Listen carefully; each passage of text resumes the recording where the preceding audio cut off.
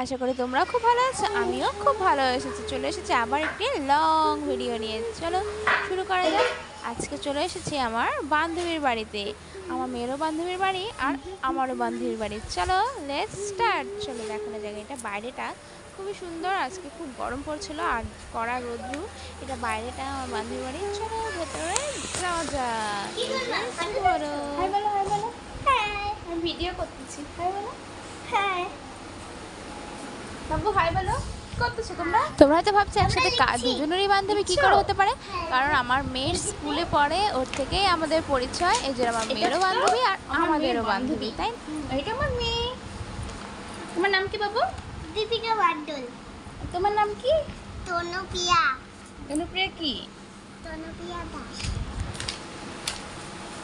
আসো আমরা একটা সেলফি নিই। বাবু আসো। আমি আছি এদের বাড়িতে, আসছি ঘুরতে, আমার মেয়ের বান্ধবীর বাড়িতে।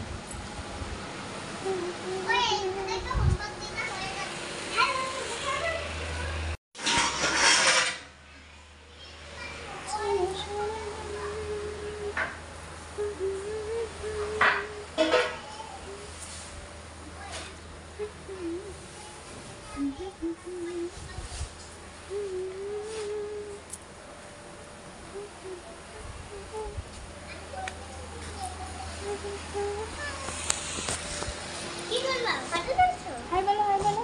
হ্যাঁ, আমি ভিডিও করতেছি। হাই বলো। হ্যাঁ বাবু, হাই বলো। করতেছো তোমরা? আমরা লিখছি। লিখছো? হ্যাঁ, এই যে পেন। এটা তো আমার মেয়ের বান্ধবী, এটা আমার মেয়ে। তোমার নাম কি বাবু? দীপিকা বাড্ডল। তোমার নাম কি? তনুপ্রিয়া। তনুপ্রিয়া কি? তনুপ্রিয়া দাস। আসো আমরা একটা সেলফি নিই। বাবু আসো। আমি আছি এদের বাড়িতে, আসছি ঘুরতে, আমার মেয়ের বান্ধবীর বাড়িতে। এবার চলো আমি আমার বান্ধবীর সাথে তোমাদেরকে পরিচয় করিয়ে দিচ্ছি। এই যে মামুনি কচু শাক খাওয়াবে।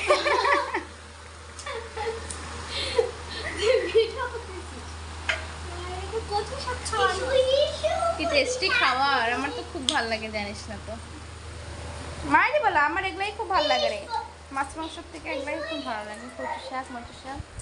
তারপরে হলো যা বললো, তাহলে চল আমরা দুজনে একসাথে রান্না করি। এই যে আমি জামা কাপড় চেঞ্জ করে চলে আসলাম রান্নাঘরে, কচু শাকটাও বসাই দিচ্ছি। চলো আমি বললাম তাহলে আজকে আমি রান্না করে খাওয়াই তোদেরকে, ঠিক আছে? তাহলে তোর মতন তুই রান্না করে নে, আমি আর কিছু বলবো না, আমি রান্না করবো। দেখতে থাকো। আমার রান্না হয়ে গেল কচু শাক। তারপরে ও বললো যে কি খাবি, আমি বললাম যে ঠিক আছে যা আছে ঘরে তাই বানা। তো বললো যে সয়াবিনই আছে, আর মেন কথা ওদের এখান থেকে অনেকটা দূর বাজার, ও পারবে না বাজার করতে। আমি বললাম যেটা আছে সেটাই বানা। চাকু দেখালে না হাত কাটবে, রেখে দাও, চাকু রাখো। এই যে হাতটা কাটুক। আর এখানে আমরা দুজনে বরের গল্প করতে করতে আমাদের রান্নাটাও বলতেছিল আমি তো একাই থাকি, আসতে পারিস মাঝে মাঝে। তাই আমি বলতেছিলাম সবসময় আসা হয় না, তাই না? আজকে বাড়িতে যাচ্ছি বলে তাও আসাটা হইলো একা একা, ওই জন্যই। দেখো আমার রান্নাটাও প্রায় হয়েই আসতেছে। আরেকটা কথা, তোমরা কারা কারা কোয়াশ আলু দিয়ে সয়াবিন খাও আমাকে অবশ্যই কমেন্টে জানাবা, ঠিক আছে? আমার এটা ফার্স্ট টাইম। এই যে এটা আমাদের ফোন।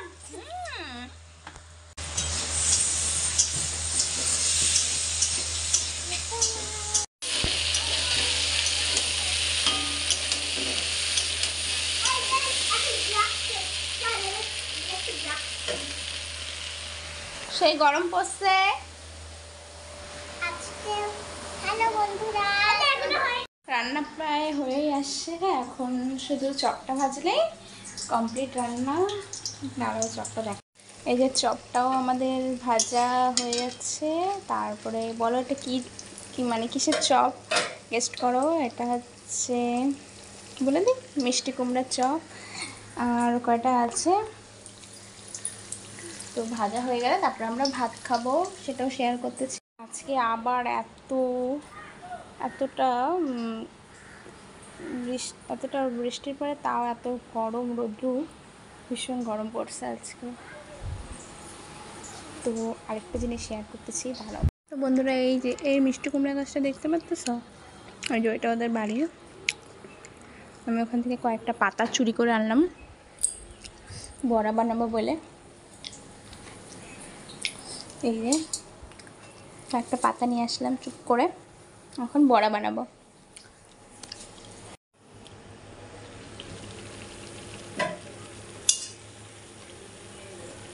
অনেক দিন পরে খাচ্ছি এই বড়াটা, খুব ভালো লাগে খাইতে, তাই না বলো? কার কার ভালো লাগে অবশ্যই কমেন্টে আমাকে জানাবে।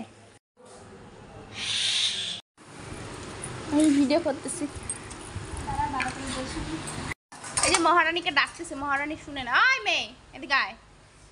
আমার মেয়ের মতন বয়স মহারানী। তোকে তুই কি কবি? তোকেই কয়ে চাল পায় না।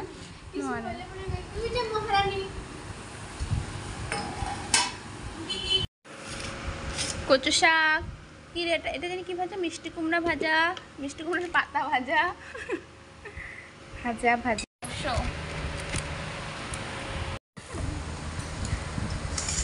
আয় পরে দিস তরকারি, নিয়ে নিস। এ রাম, একটা জিনিস ভুলে গেলাম, লেবুটা নিতে। লেবু কাটা ছিল না তখন? কেমন আছে বাই গাইস? ভালো? চলো আমি মুখে দিই।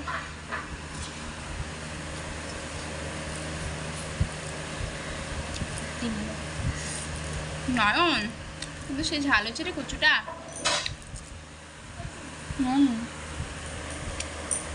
খাওয়া দাওয়া কমপ্লিট, পেট পুরো ফুল। একটু রেস্ট নিয়ে চলে যাবো বাড়ি। তো বাড়িতে আসার পরে মা আবার নিয়ে গেল একটা কাকিমণির বাড়িতে, ওখানে গিয়ে আবার দিল চা না সরি কফি আর পকোড়া। এবার মাও মেয়েও খাই নিচ্ছে, সাথে আমিও খাই নিলাম। সেদিনকে রাত্রিবেলা বিকালবেলা হয়ে গেছিলো খাইতে খাইতে, আর রাত্রিবেলা ভাত আর পেটে দিতে না খাই আমি ঘুমাই পড়ছি। আর বন্ধুরা তোমাদের ভিডিওটা ভালো লাগে অবশ্যই আমাকে লাইক কমেন্ট শেয়ার করে জানিয়ে, অবশ্যই কমেন্ট করে জানিয়ে। আর তোমরা কোথায় কোথায় ঘুরতে যাও সেটাও আমাকে জানিয়ে। টাটা।